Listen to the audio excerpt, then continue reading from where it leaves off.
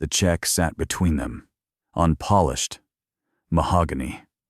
$1 million, written in steady, elegant ink.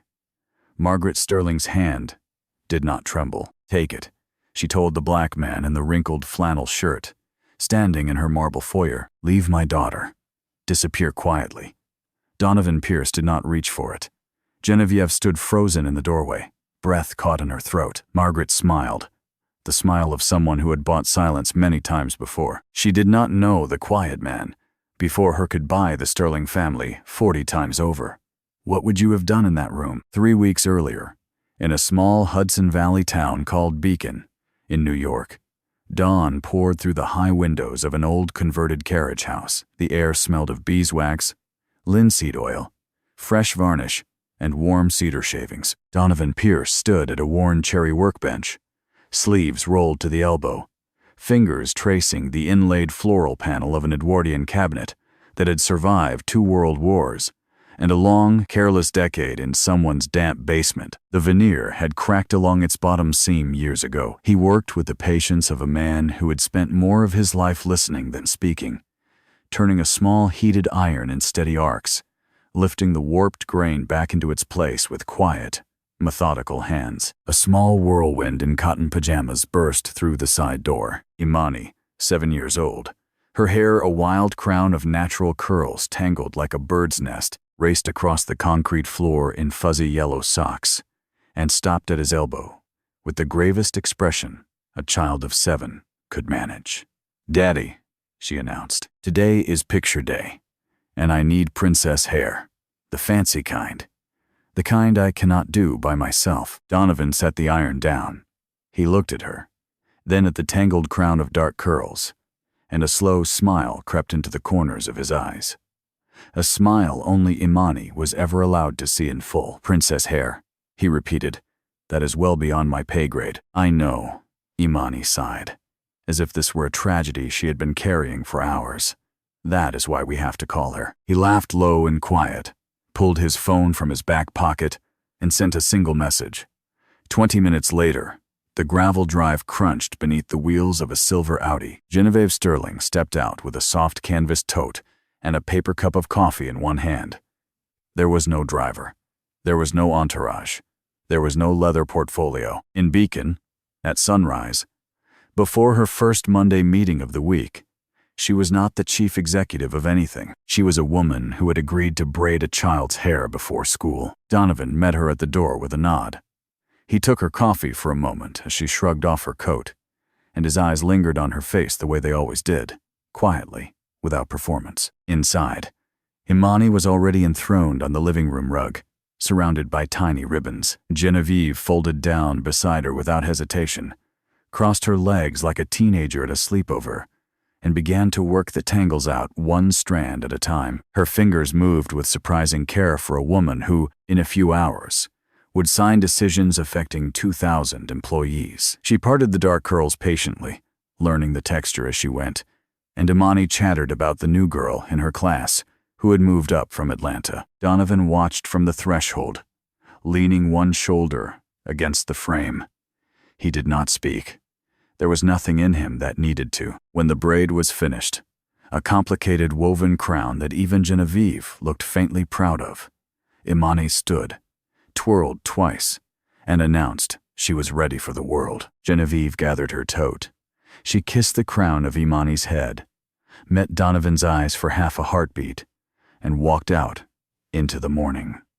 Her sedan disappeared down the country road. No one on Wall Street knew that the woman who had just left a small carriage house in a Hudson Valley town would, by 10 o'clock, be sitting at the head of a long oak table on the 32nd floor of a glass tower, signing decisions that moved entire markets. Donovan drove Imani to school hand in hand, kissed her forehead at the kindergarten gate, and drove back along the river to the carriage house alone. Sterling Industries occupied the top 6 floors of a glass tower in Midtown Manhattan, the same building Genevieve's grandfather had broken ground on in 1968. From the boardroom on the 32nd story, the Hudson curved silver below the city, and the long oak table caught the light in a way that always made the room feel both elegant and slightly cold. Genevieve walked to the head of the table, except Margaret Sterling was already there. Margaret had not held an executive title in nearly 2 years, since her husband's stroke had pushed Genevieve into the corner office, but she had quietly retained her board seat, and somehow she always managed to arrive first. Today she sat in the chair Genevieve had been using for the past 18 months, a small porcelain teacup in front of her, her hands folded with the patience of an older queen who had never quite agreed to be retired. Genevieve said nothing. She took the chair to her mother's right. Preston Vale stood at the head of the projector, the Sterling family attorney for the last 28 years. He had the polished, regretful voice of a man who could deliver any piece of news as if it were already someone else's idea. Today's news was the Hollister merger. Hollister Group has expressed serious interest in a friendly combination, he said, sliding through slides of synergies, market share, and projected efficiencies. Their offer protects shareholder value and accelerates our growth in the Northeast market by approximately 3 years. Genevieve listened. She had read the entire deck 3 times the night before, and something about it had kept her awake until 2 in the morning. On the 4th slide, she set her pen down. "Preston," she said quietly, "this revenue baseline runs about 4% below industry norms for our segment. Is that a typographical error, or are we reporting from a different source than last quarter?" Preston's smile did not change, but his eyes did. "An accounting harmonization, Genevieve. The auditors flagged a small reclassification last spring. Nothing material. We can walk through it offline." He moved to the next slide. Across the table, Naomi Fraser, the youngest independent director, kept her eyes on her notepad. She tapped her pen against the margin twice, a small, deliberate gesture. When Genevieve glanced at her, Naomi lifted her eyes for half a second. She did not speak. She did not have to. The two women understood each other in the way women on boards full of older men often did. After the meeting, Margaret caught Genevieve at the elevator. "Dinner tonight," she said. It was not a question. That evening at Beacon, after Imani had been read 3 storybooks and tucked beneath her comforter with her stuffed rabbit, Donovan walked into his study and closed the door without a sound. He laid one hand on the spine of a leather-bound volume of Whitman on the shelf behind his desk and pulled gently. The bookshelf swung inward on a silent hinge. A narrow staircase descended into a small plain room beneath the house. 3 monitors flickered on. Quiet streams of market data scrolled across them in pale green and amber. A single document was already open on the center screen. The title read, "Sterling Industries, Quarter-over-Quarter Deviation Analysis." He read the first page in silence, expression unchanged. He read the second more slowly. On the 3rd page, he reached for a pen and circled one specific figure with a single, even line in dark red ink. Then he closed the laptop, switched off the monitors, climbed back up the narrow stairs, slid the bookshelf back into place, and went upstairs to check that his daughter was still asleep. Her breathing was slow and steady. He smoothed the comforter at her shoulder, stood there for a long, full moment looking down at her, and did not say a single word out loud. Margaret's house in Greenwich, Connecticut, was older than the road that led to it. The dining room had been set for 2 with the silver Margaret had inherited from her own mother, the silver her own mother had inherited from hers, and on the mantel above the fireplace, a small carriage clock ticked with the patient confidence of a thing that had outlived several generations of opinions. Dinner began politely. The weather, the gala calendar, the renovation at the family chapel, and then, between the salad course and the main course, Margaret folded her napkin neatly in her lap. "Tell me about the man you have been seeing." Genevieve kept her face still. "I would rather not, Mother. He is a carpenter, isn't he? Lives out near the Hudson." Margaret lifted her wine glass and set it down without drinking. "African American. A single father. I only want to protect you, darling. That is my job. Even now, you do not know him at all. I know enough. There are worlds, Genevieve, that simply do not mix, no matter how hard people try. It is not a question of worth.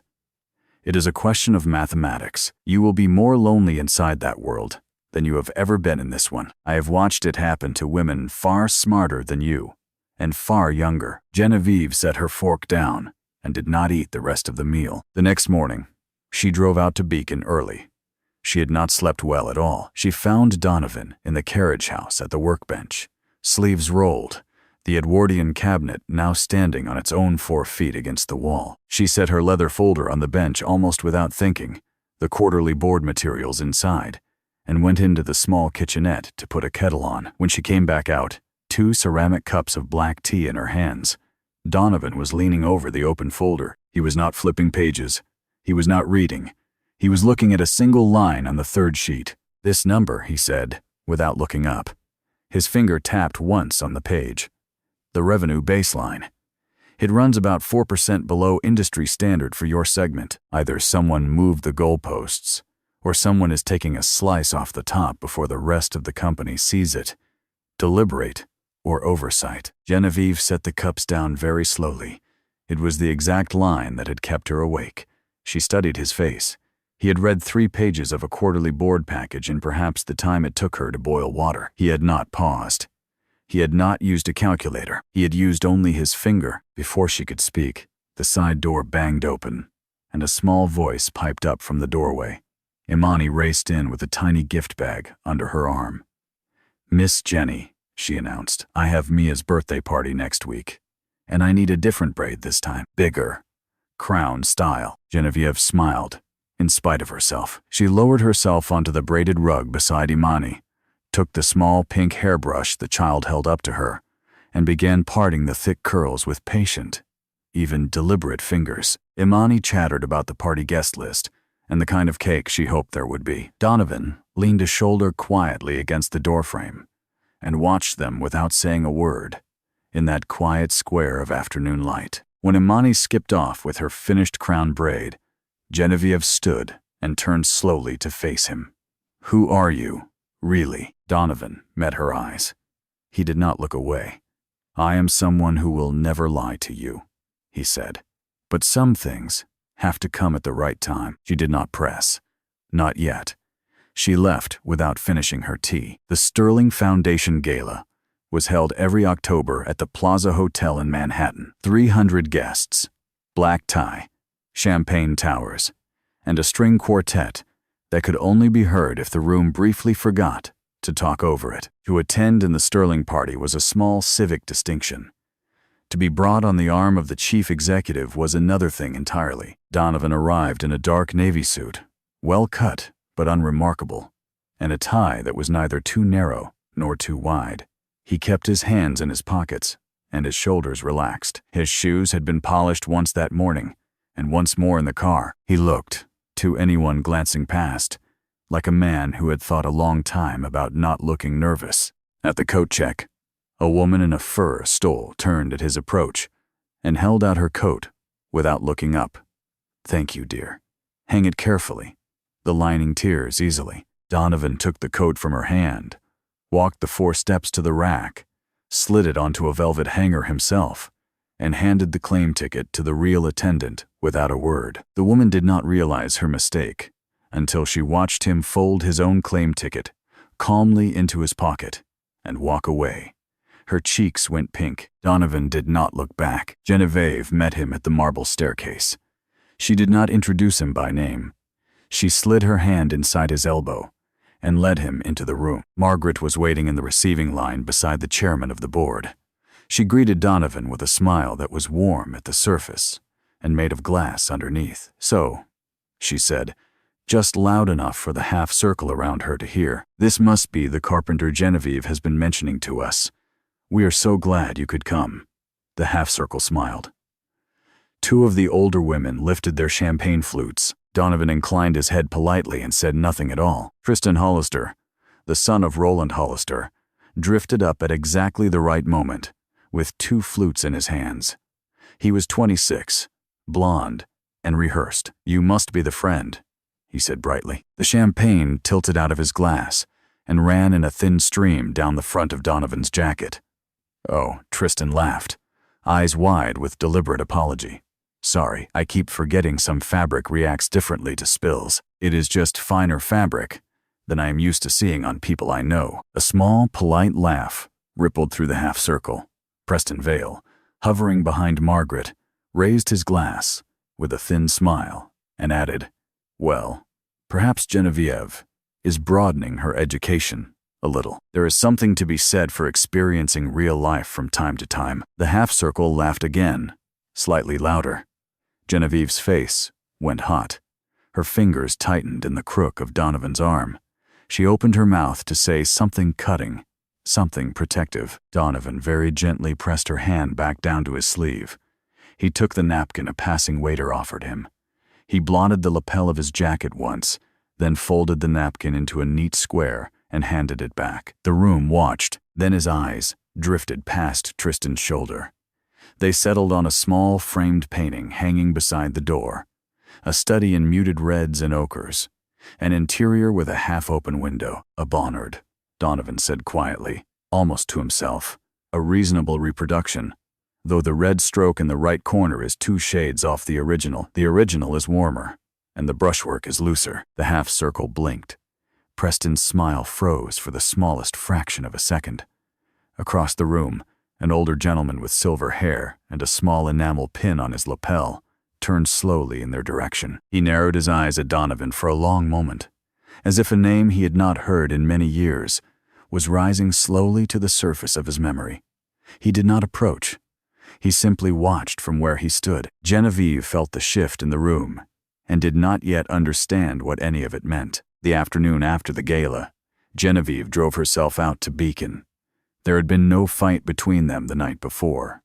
No fight at all, in fact. But the silence in the car as she had driven Donovan back to his street had felt thicker than any argument she had ever had with anyone, and she had not been able to sleep through the night. She found him in the carriage house, sleeves rolled up to the elbow, the Edwardian cabinet propped on padded sawhorses.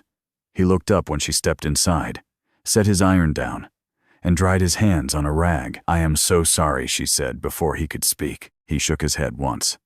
"Don't be. Not for that." For a long moment they stood across from each other in the warm sawdust-scented air. Then he gestured at the cabinet. "Edwardian, 1892, give or take. The joinery here is dovetail blind, mitered, a technique a young apprentice would have spent 2 years learning before being allowed to attempt it on a paying commission. Watch." He guided her around to the side panel. He pointed out the way the grain had been book-matched on either side of the central seam, the way the dovetails interlocked without a single visible seam, the subtle taper that allowed the drawer to close itself by gravity alone. He spoke not in the cadence of a man showing off, but in the cadence of someone explaining a small, beautiful thing he loved. Genevieve listened carefully.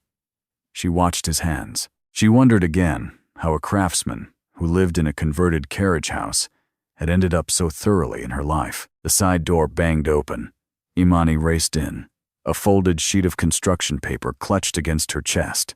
"Miss Jenny," she said breathlessly, "I had to bring you this. I made it at school today, in art class." Genevieve crouched down.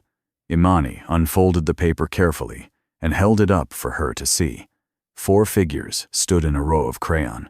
A tall brown stick figure with a beard, a small brown stick figure with curly hair, a taller stick figure with yellow hair, drawn in the middle, holding both their hands. Behind them, a small house with a slanted roof and a row of trees. "That is our family," Imani explained, very seriously. "Miss Heath said our family looks different from the other families. I told her families just look like the people who are in them, but then I drew it for her, so she could see what I meant." Genevieve's eyes burned. She reached out and gathered the child against her chest, the construction paper crinkling between them. She held Imani for a long moment without speaking, and when she lifted her head, she saw Donovan standing perfectly still in the doorway, watching them. There was something in the corner of his eye that she had never seen before. Not sadness exactly, a kind of very old tiredness. The tiredness of a man who had heard the phrase "your family looks different" in many forms over many years, and had decided long ago not to let his daughter see how much it cost him to keep hearing it. When Imani trotted back outside to draw with chalk on the walkway, Genevieve straightened slowly and turned to face him. "I want you to know something," she said. Her voice was steady and low. "I am not going to apologize for my mother again, because the apology belongs to her, not to me, but I am also not going to let her decide whose hand I get to hold in this lifetime." He looked at her for a long moment. Then he nodded once. Okay. She walked to the doorway. She paused there with her hand on the frame and turned back toward him. Who are you, really, Donovan? He held her gaze without flinching. Someone who will never lie to you. Ever. She studied him for another long beat, and then she stepped out into the late afternoon light, where Imani was already drawing a giant flower with a smiling face across 2 squares of the walk. The phone call came at 6:14 on Monday morning. Genevieve was already dressed, halfway through her second espresso, when her chief of staff's voice crackled through the speaker. Sterling is down 12% in pre-market trading. The Wall Street Journal is running a piece. A private fund has been quietly accumulating shares for months. Rumors of a hostile takeover. Genevieve set the espresso down on the counter. She did not finish it. By 8, the boardroom was full again. The Hudson, outside the windows, looked the same as it always did. Everything inside the room was different. Margaret had taken the chair at the head of the table once more, this time without any pretense of having merely stopped by. Preston Vale was already standing at the projector, slide deck loaded and ready. We need to act now, he said.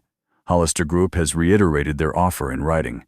A friendly combination is the only realistic shield we have. If we wait, the unknown fund will accumulate enough shares to dictate the terms entirely.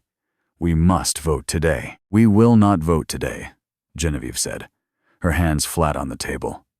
Preston, we still have no transparency on Hollister's actual leverage position. Their offer requires us to dilute existing common stock by an order of magnitude I have not seen justified anywhere in this deck of slides. Margaret cut in. Genevieve, darling, we do not have the luxury of being precious about details. The market is moving against us. That is exactly when details matter most, Genevieve said quietly. Margaret's smile flattened. We will move to a vote by Friday. That is the schedule. You are the chief executive officer. You are expected to lead, not to obstruct. Genevieve looked across the table. Naomi Fraser was staring at her notepad. Her jaw was tight. She did not look up. She could not yet afford to do so. The meeting ended without a vote. The room emptied slowly. Margaret laid a hand on her daughter's forearm before she left. Dinner tonight, she said. Bring him with you. Genevieve stared at her mother. What? The carpenter. I would like to meet him properly in our home. She smiled, and the smile was as warm as a stone left out in the snow. I think it is time, don't you? At 5 that afternoon, Genevieve drove out to Beacon. She found Donovan at his workbench, hands stained with stain. She told him what her mother had said. She did not tell him to come. Donovan set the rag down. He folded it once, then again into a neat square. He turned to face her. I will come, he said. She did not argue. She did not feel relieved either. Imani had a birthday party of her own to attend that afternoon. Her best friend's 7th birthday, at a small pottery studio in town. Donovan drove her there himself in the old pickup truck, walked her to the door, and crouched down to fasten the buckle on her jacket. She turned at the door, gift bag swinging in one hand, and waved with both. Come home early, Daddy, she said. I want to show you what I painted today. Donovan nodded. He did not promise. He never made promises he could not keep. When he walked back to the truck, Genevieve was waiting in her own car, parked at the curb. She had followed him. She had not been able to think of anything else to do. She rolled down the window. I will drive my own car, she said. Meet me at the gates. He looked at her for a long moment. He understood at once. 2 cars meant 2 separate paths home, if the evening went the way her mother clearly intended it to. He nodded once. They drove in 2 separate cars to the Sterling estate in Greenwich. The house rose at the end of a long curved drive lined with sugar maples turning the color of old copper. The windows were already lit from within. From a distance, it looked like a postcard. Up close, with the autumn wind moving in the high branches, it looked like something else entirely. Margaret received them in the front parlor. The room had been designed in the 1890s, restored by Genevieve's great-grandfather, and never updated except in small, invisible ways. A great chandelier of crystal teardrops hung over a Persian rug, the color of old wine.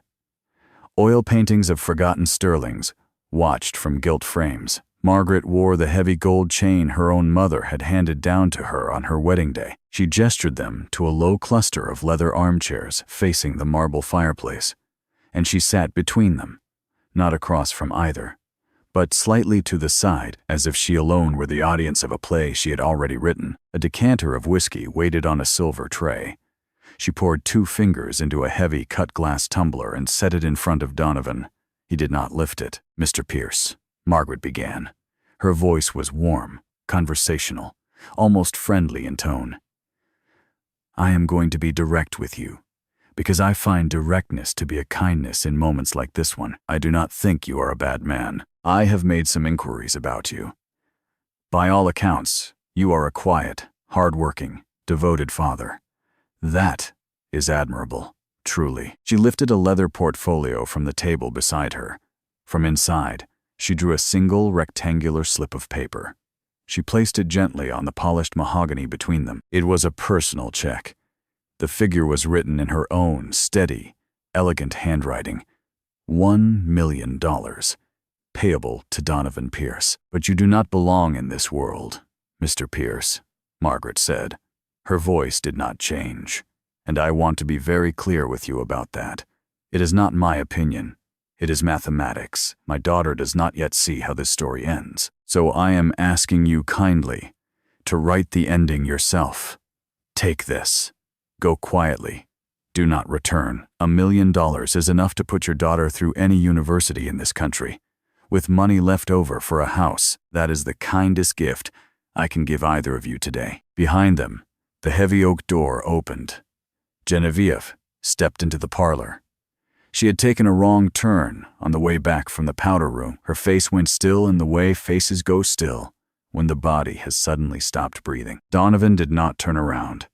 He reached across the small table, picked up the check between his thumb and forefinger, and held it up under the chandelier, as if examining the watermark closely. He read every line. He read the date. He read his own name and Margaret's careful loop script. Then he stood. He walked, unhurried, to the marble fireplace and laid the check on the mantel beside the small brass clock that had been ticking quietly through the entire conversation. He turned back to Margaret. "I do not need it," he said. His voice was level and calm. "But I will leave it here. Very soon, you will need to remember writing it." Margaret's smile did not flicker on the surface. Underneath, something small and cold cracked. Donovan crossed the room in 5 long strides. He passed Genevieve at the doorway. He paused for half a heartbeat, not to speak, not to touch her, but only to acknowledge her, the way one boat passing another at night might briefly flash its lantern in salute. Then he was gone, down the marble hall, out the great front door, into the cold dusk. Genevieve stayed exactly where she was. She did not run after him. She turned very slowly to face her mother. She did not raise her voice. She did not cry. She looked at Margaret the way one looks at a stranger who has just sat down uninvited at one's family table. "You did not just insult him," she said. "You insulted me. And you did not even understand what you were doing." Margaret's hand reached for the check on the mantel. Genevieve shook her head once. "Leave it where it is." She walked out of the parlor without looking back. The brass clock kept ticking. The check stayed on the mantel. The drive back from her mother's house took Genevieve 38 minutes. She did not remember most of them. She remembered the headlights of an oncoming truck on a curve. She remembered a 4-way stop in the middle of nowhere. She remembered, more than anything, the way Donovan had paused at the doorway, the way he had not reached for her, the way that not reaching had felt like a hand placed exactly where she needed one. She did not drive home. She drove to Beacon. It was a few minutes past 11 when she pulled into the gravel drive. The carriage house was dark. The main house had one warm window lit on the ground floor behind drawn linen curtains. She climbed the porch steps slowly. Before she could knock, the door opened. Imani stood there in pajamas printed with tiny moons, a half-finished coloring page in one hand, a blue crayon in the other. "Miss Jenny," she said, and launched herself forward and wrapped both arms around Genevieve's waist. "I knew you would come. I told Daddy. I told him." Genevieve's eyes pricked. She bent down and held the child for a long moment without speaking. Donovan appeared behind his daughter in the lamplight. He had changed out of his blazer into a plain Henley shirt, and his face was the same face she had seen in her mother's parlor. Calm, present, and slightly weary in a way she had never been allowed to see before. He sent Imani back to her coloring, with a quiet promise to tuck her in when she finished one more page. He led Genevieve down a short hallway, past the small library, to a built-in bookshelf that lined the back wall of his study. He placed his fingers on the spine of a leather-bound volume of Whitman and pulled. The bookshelf swung inward on a silent hinge. A narrow staircase descended into a small plain room beneath the house. 3 monitors filled one wall. 2 filing cabinets lined another. A long oak desk held a closed laptop, 3 legal pads, and a single black coffee mug. On the wall above the desk hung a single framed certificate, a Cayman registration document dated 9 years earlier. The name across the top read in plain serif type, Halcyon Capital Holdings Limited. Genevieve's knees went a little soft. She sat down without being asked. Donovan leaned against the edge of the desk, hands in his pockets. "I started it 12 years ago," he said, "out of a 1-bedroom apartment in Cambridge, while I was still finishing my doctorate at MIT. A small inheritance from my mother gave me the seed capital. We specialize in mid-cap companies that look healthy on paper but are bleeding from the inside. Most often because someone on the board is bleeding them. We buy quietly. We audit. We restructure. We hand control back." Genevieve stared at the certificate. "And the unknown fund, the one accumulating sterling shares." "Halcyon." She closed her eyes. He went on gently. "I did not seek you out. I want you to know that. We crossed paths at an antiques auction in April. You were bidding on a Federal-era secretary desk. You do not remember. You did not even see me. Only later, when one of my analysts flagged Sterling Industries for accounting anomalies, did I realize that the woman I had been thinking about for 6 months was its chief executive. And you did not tell me." "No." "Why?" His eyes did not move from hers. "Because I needed to find out who was taking from you before I told you. And because, once I knew who I was, I needed to know whether you would choose me when I was no one." He reached into the desk drawer beside her knee and drew out a single folder, neatly tied with cotton string. "Everything is here." The emergency board meeting was scheduled for 9 in the morning. By 8:30, the boardroom was already full. Margaret sat at the head of the table. Preston Vale stood beside her. The Hollister merger documents lay at every place setting. The whole room was tilted, structurally, in one direction. Genevieve walked in last. She did not take her seat. She remained standing, folder in hand. Preston opened. "We have a fiduciary obligation to act today. Delay invites the unknown fund to dictate the terms. I move that we vote." Genevieve's voice was steady. "We are waiting for a third party." Preston blinked. "We are not.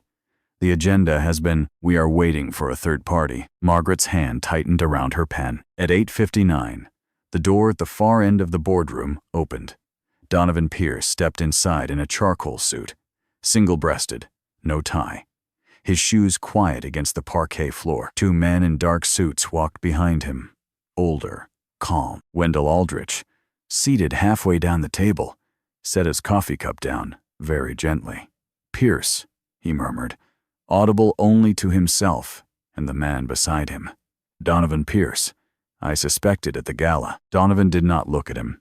He walked the length of the room, did not wait for an invitation, pulled out a chair at the far end, sat down, and laid a single folder on the wood. The room had gone perfectly still. "Halcyon Capital Holdings," he said, "acquired 26% of the common stock of Sterling Industries between June and last Thursday. Combined with the 5% held by Chief Executive Officer Genevieve Sterling, we now control 31% of the voting bloc.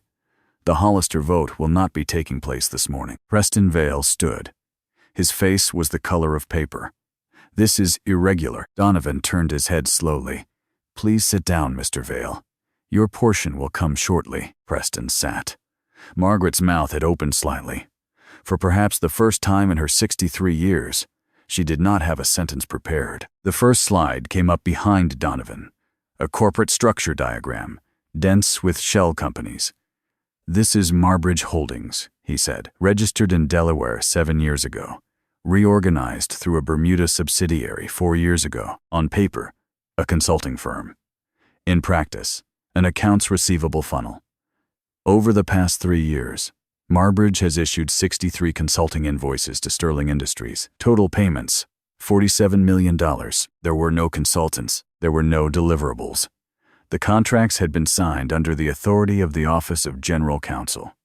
The General Counsel was Mr. Vail. The wire transfers on the receiving end were countersigned by the same hand. The Hollister merger, as structured, would convert the chief executive's personal holding from 5% to less than 1% and would issue a new preferred class of stock to Hollister's parent group, controlled through a family trust by Roland Hollister, who is the brother-in-law of Mr. Vail.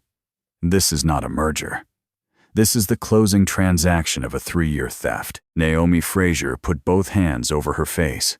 Her shoulders began to shake. The ultimate beneficial owner of Marbridge, hidden behind a chain of nominee directorships in 2 countries, resolves at the bottom of the structure to a single individual. Margaret Sterling. The name landed in the room and did not move. Preston Vail rose. He took a step toward the side door.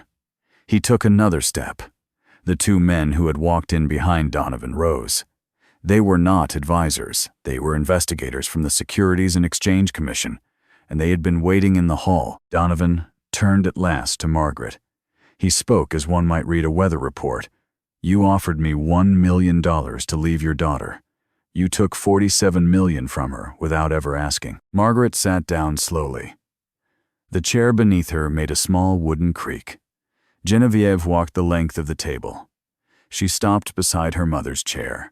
She did not speak. She simply looked down at her, not in fury, not in triumph, but with a long, quiet sorrow. Then she turned and walked out of the boardroom. 3 weeks passed. Sterling Industries did not collapse. The stock bottomed out on a Thursday, climbed 12% on Friday, and by the following Wednesday had risen above where it began. Halcyon Capital Holdings disclosed itself and remained a passive long-term shareholder. Preston Vail was indicted on 12 federal counts. Margaret Sterling was not indicted.